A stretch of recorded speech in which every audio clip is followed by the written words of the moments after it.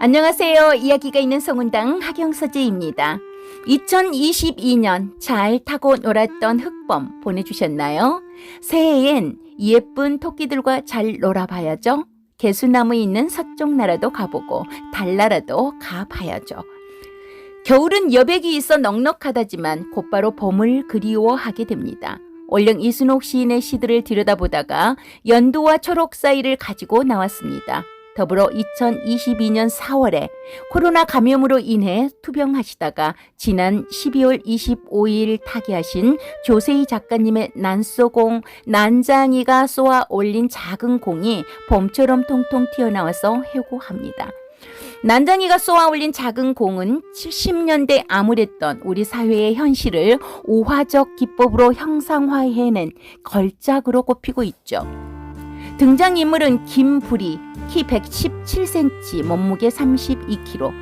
이 신체를 가진 이 남자가 실질적인 난장이 주인공이며 아내와 3남매 영수, 영호, 영희를 둔 가장입니다. 이 책에서는 소외 계층과 도시 빈민의 대표적인 인물로 묘사되고 삶에 희망이 없음을 비관하여 굴뚝에서 뛰어내려 자살하는 인물이죠. 그리고 영수, 그리고 영호, 그리고 영희, 지섭이 나옵니다. 지섭은 대학을 중퇴한 사람으로서 노동운동에 관심이 많고 김부리와 알 수 없는 대화를 나누면서 노동운동에 적극 참여하고 전국의 공장을 전전하며 살아가는 청년입니다. 때는 1970년대 서울의 빈민촌이라고 할 수 있는 동네를 배경으로 하고 있습니다. 김부리 가족은 서울시 나공구 행복동에 살고 있는 도시 소외계층의 가족입니다. 동네 이름이 행복동이지만 이 집의 장남인 영수는 이곳을 지옥이라고 생각합니다. 영수의 가족은 살아오면서 손때가 묻은 집에 철거 계곡장을 받게 됩니다. 이유는 영수의 가족이 살고 있는 행복동 일대를 재개발하고 주택 개발 사업을 한다는 명목이었습니다. 계곡장에는 3주 안에 자진 철거 명령이란 내용이 담겨 있었죠.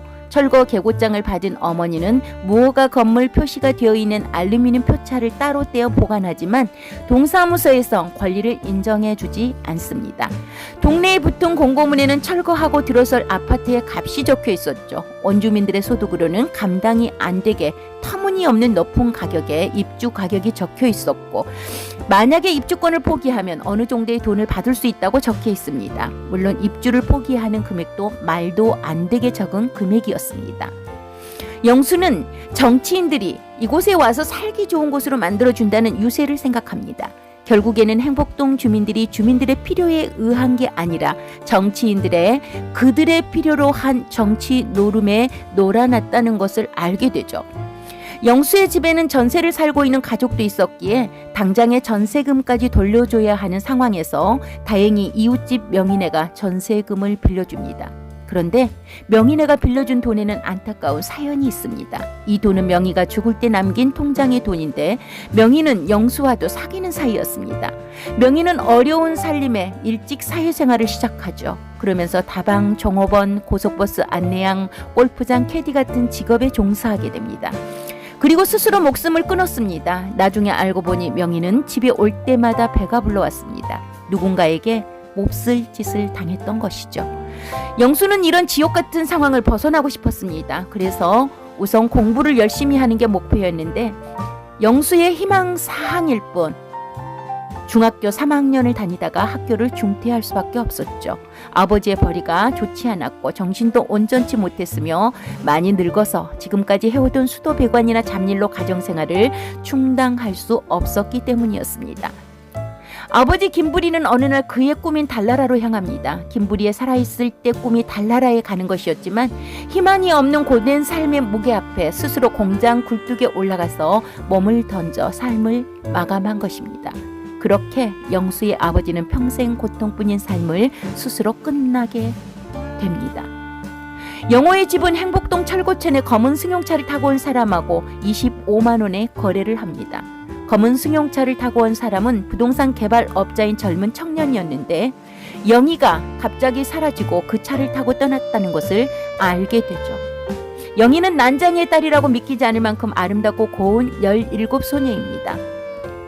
어느 날 집 펴차를 25만 원에 산 젊은 남자의 차를 타고 영희는 떠납니다. 부동산 업자 사장에게 일을 배우는 아들이었죠. 어느 날 영희는 잠든 남자를 약물로 재운 후 표찰과 돈과 계고장을 가지고 동사무소에 가서 일을 처리하고 아파트를 갖게 됩니다.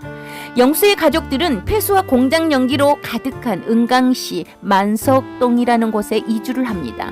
그곳에서 이런저런 공장에서 일하게 되고 사업주의 부당한 행포에 맞서면서 노조를 만들어 회사에 맞서게 됩니다. 영수는 노동운동을 하면서 사업주의 사주를 받은 폭력배들에게 구타를 당하면서도 꿋꿋하게 부당함을 지적하고 자신들의 정당한 권리를 주장합니다.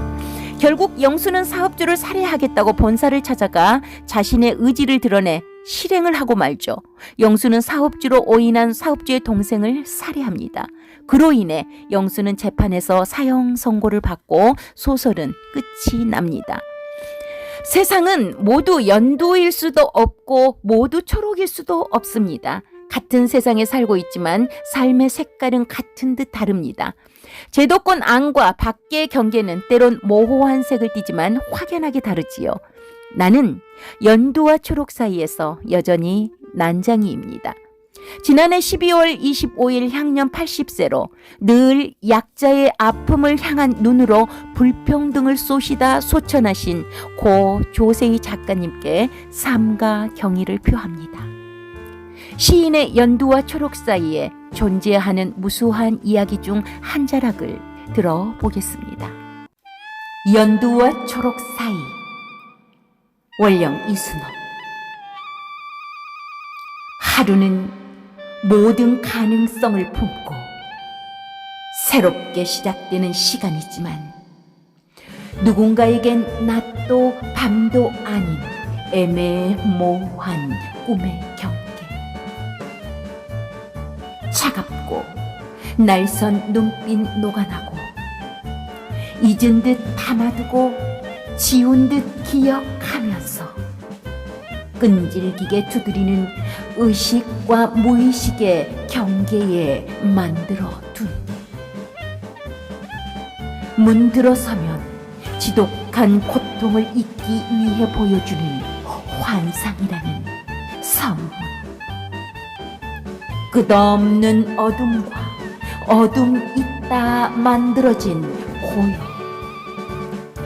말할 수 없이 고요한 흘리지 못한 눈물로 더욱더 짙어진 물빛 눈동자. 눈물이 완전히 사라질 때 내 운명의 시간도 끝이 났다. 나를 향해 다가오는 열꽃도 산산이 부서지는 꽃망울.